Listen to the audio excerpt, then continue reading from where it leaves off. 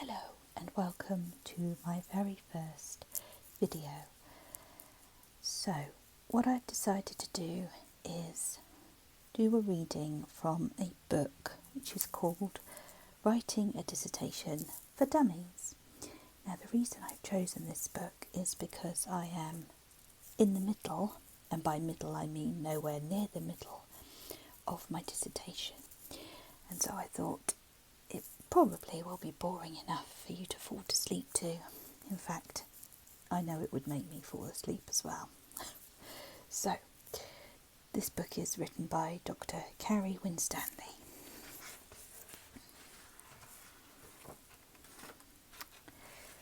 So, we begin with the introduction. If you're reading this, you're either already a student starting to prepare for your final year project, or someone planning to study and wondering what's entailed. Whatever your motivation, you'll find this book gives you answers to the questions you have and to plenty of questions you didn't realise you wanted to ask. The dissertation is the most significant piece of work most students undertake on their degree course. It's worth more than any other aspect. It has more time assigned to it, and it's often the only time when you have the opportunity for sustained one-to-one support from your academic tutor. You should do all you can to make the most of the possibilities afforded to you in undertaking a dissertation.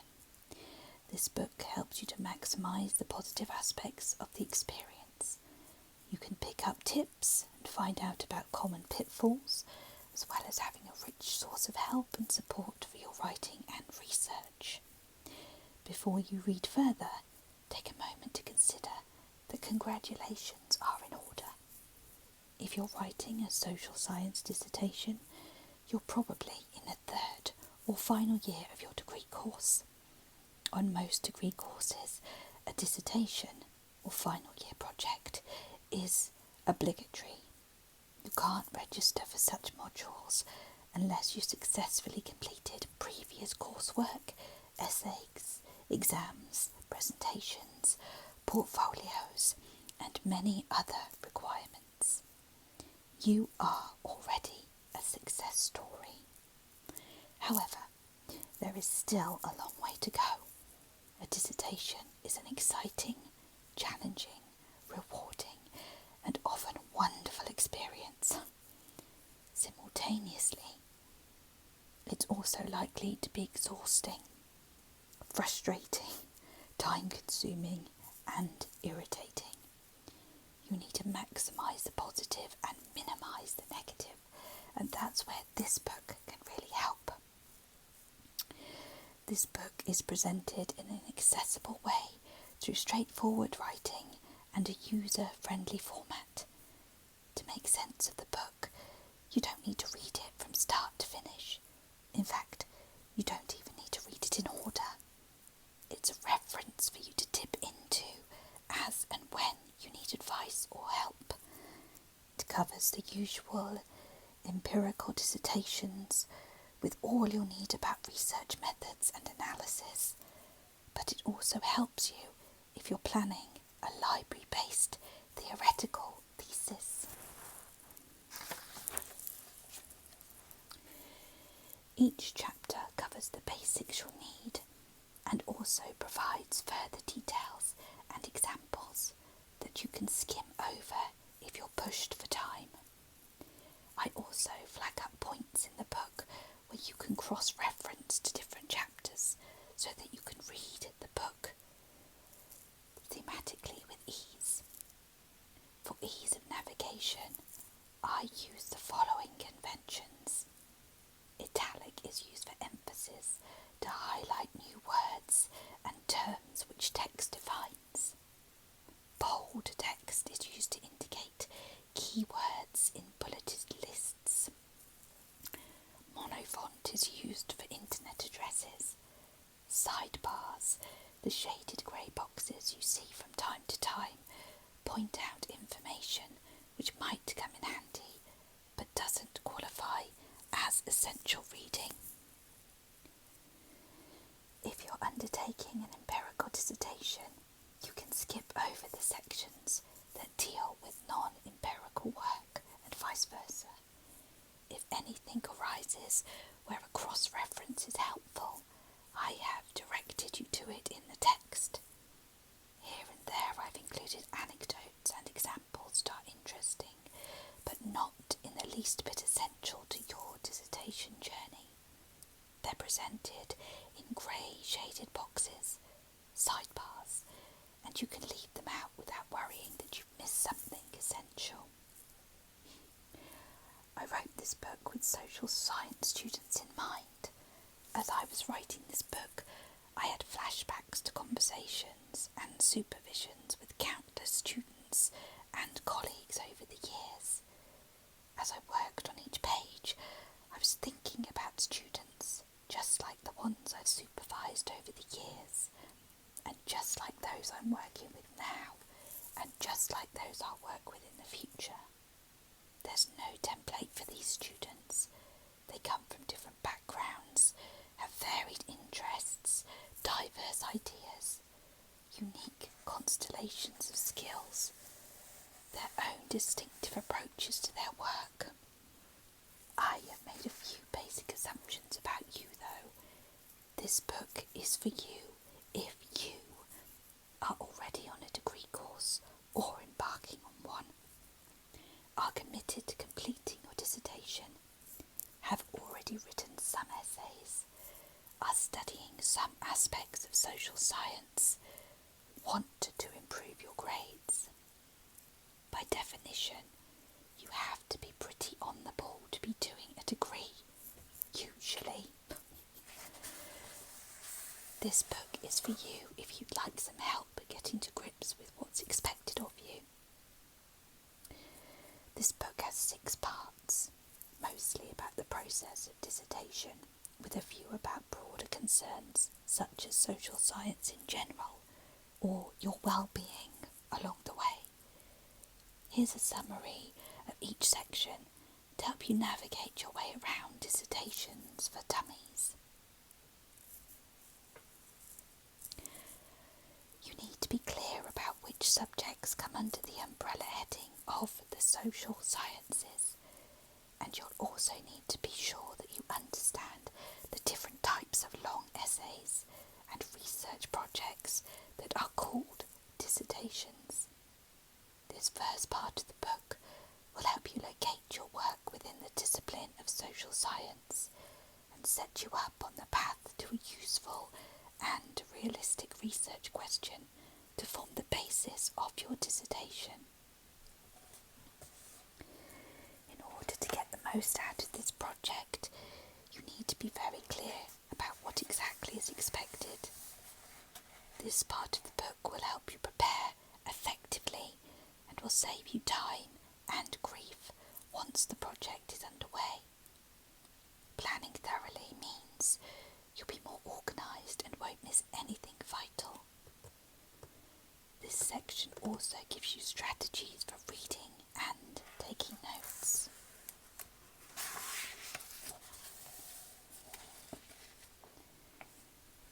Now you are clear about your research question, you need to get on with gathering the data to answer your question.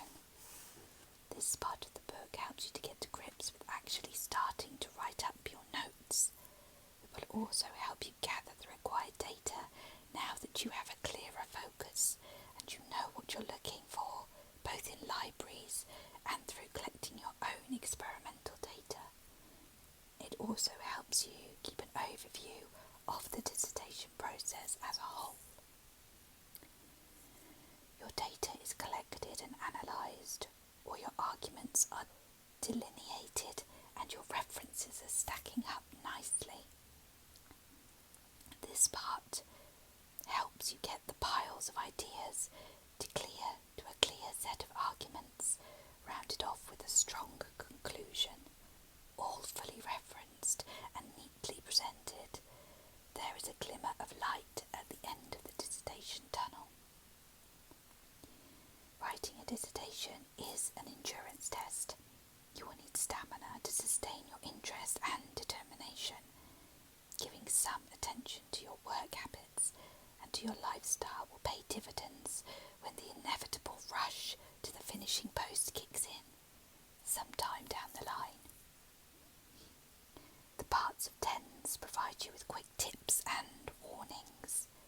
You'll see how to avoid tripping up on the more commonly found obstacles, reminders of what you need to include, and ultimately the definitive list of final advice to ensure you're all done and dusted to the satisfaction of your eagle-eyed examiners.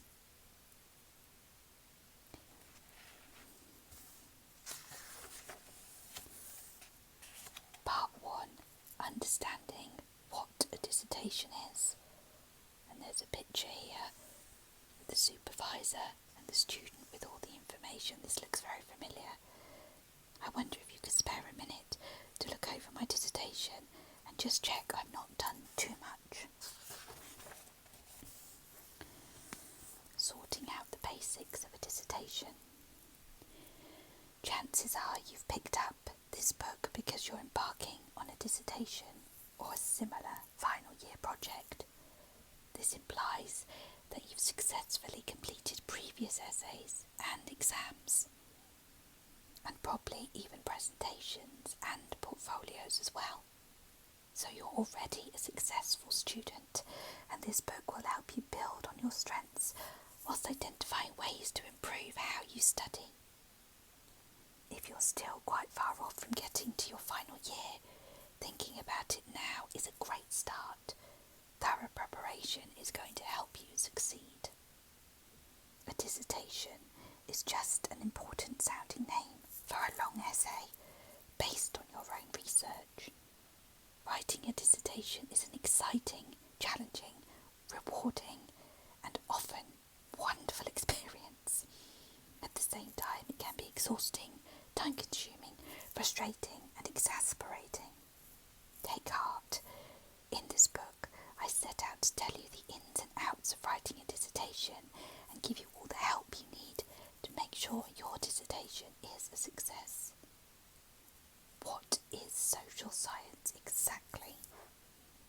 Broadly, the social sciences look at the state of society and the people that make up societies. By now, you're sure to have discovered that the social sciences cover an enormously wide range of subjects. Deciding what counts as social science is an ongoing area for debate, a topic that's great for a dissertation in itself.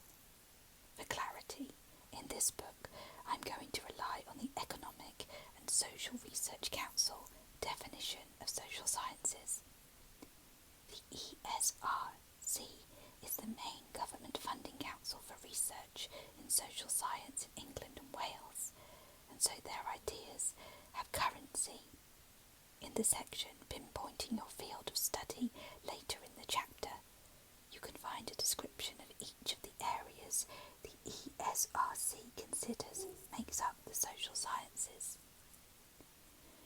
Here's a mini A to Z rundown of the main social science disciplines, a refresher course that's hopefully going to get your dissertation juices flowing. If the subject you're studying is related to any of the disciplines in the list, with luck, the book is going to be spot on for your dissertation.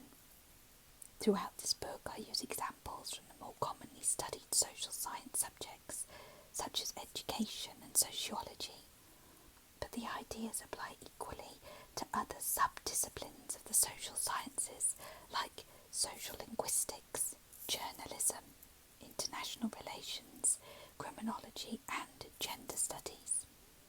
These fields usually fall under a broader discipline, so general studies form part of sociology, while international relations constitute part of political science. Anthropology is the scientific study of human beings and their way of life. The word anthropology comes from the Greek anthropos, meaning a human being or person. The main research method in the science of anthropology is ethnography, which involves collecting raw data through field work and reviewing the data to collect the whole picture of the society being studied and linking the data to other areas such as archaeology, biology, linguistics, and the humanities.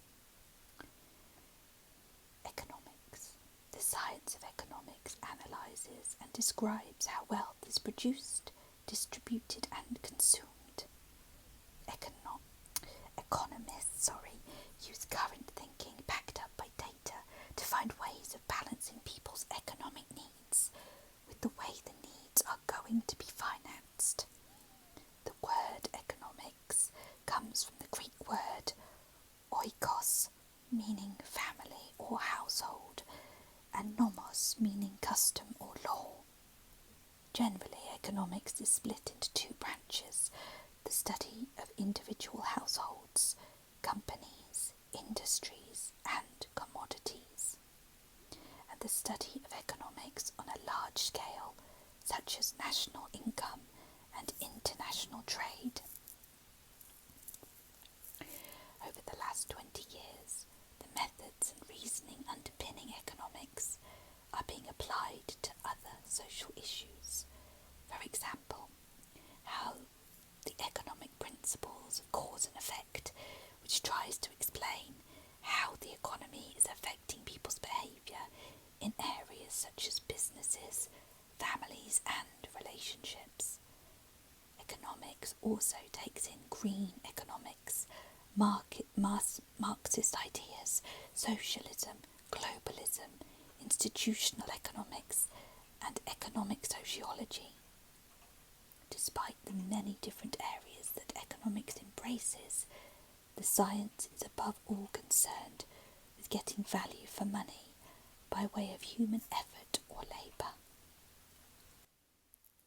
Education is the science of teaching and learning.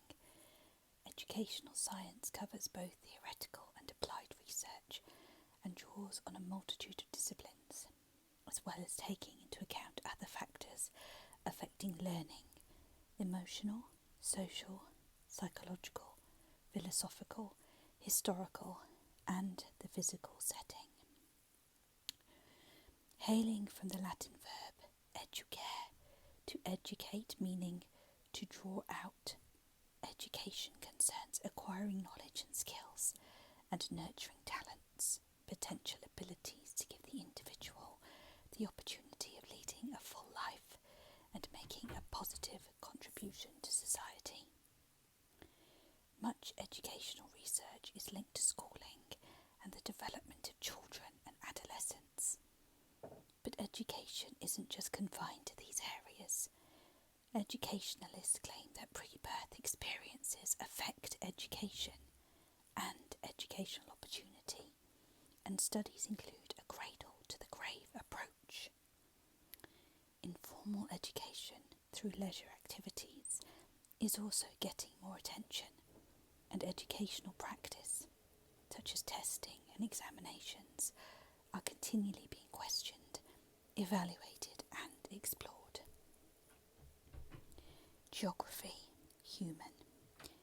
Geography is made up of 3 sub-disciplines: human geography, people's relationships with the built environment; physical geography, the natural environment; and environmental geography, the interaction between people and their physical environment.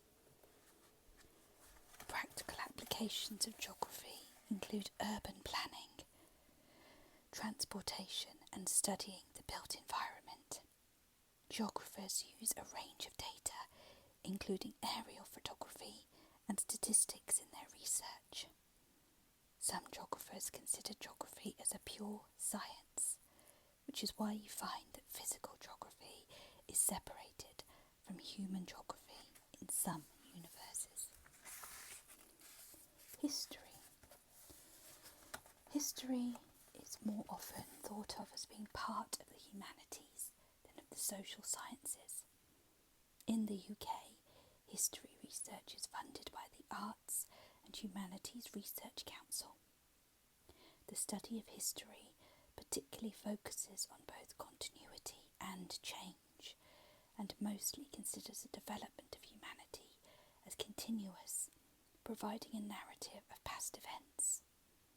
Postmodernist theory is challenging the idea of continuity, but for most undergraduate dissertations, taking the more traditional approach of continuity still holds good. The main reason for including the study of history in the social sciences is backed up by the research methods being used when researching history, which includes using primary sources, secondary sources, and other evidence. Data comes in the form of documents, public records, images, artifacts, and personal memoirs. Law. Law is all about being governed by established legal systems. The law plays an important and significant part in society, which is why the law is so important to social sciences. Taking a broader view, the law is part of international relations and can be more difficult to enforce. International law is more a study of what's ethically acceptable and of finding ways of using legal systems to work for the good of the majority. The study of law links closely with political science, economics, and philosophy, blurring the boundaries between the humanities and the social sciences when it comes to deciding which academic discipline law fits into best. Linguistics. The science of linguistics deals with language and includes both cognitive and social aspects of the use of language. Linguistics is divided into related subdivisions: phonetics and phonology, deals with pronunciation and speech production. Neurolinguistics explores the role of the brain in language development and the processing and storage of language in the brain, the investigation of diseases or abnormalities, and recovery from injuries and emotional shock. Syntax concerns the rules governing sentence structure. Semantics relates to the meanings of words. Other social science subjects such as history and anthropology include evolution and the origins of language, and psychology looks at emotional and cognitive aspects to understanding and observing human language. Political science. Political science is the theory and practice of government and politics, which involves exploring and analysing political systems and political behaviour. The study of political science includes international relations and law, foreign policy, comparative politics, and studies of superpowers.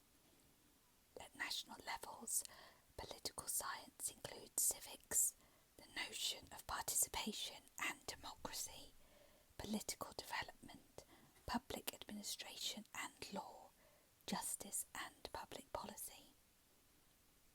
When studying political science, social science methods are frequently used: surveys, statistical analysis, case studies, and building conceptual models for exploring ideas.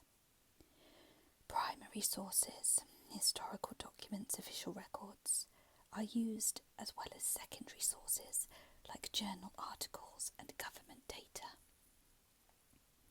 Psychology, social.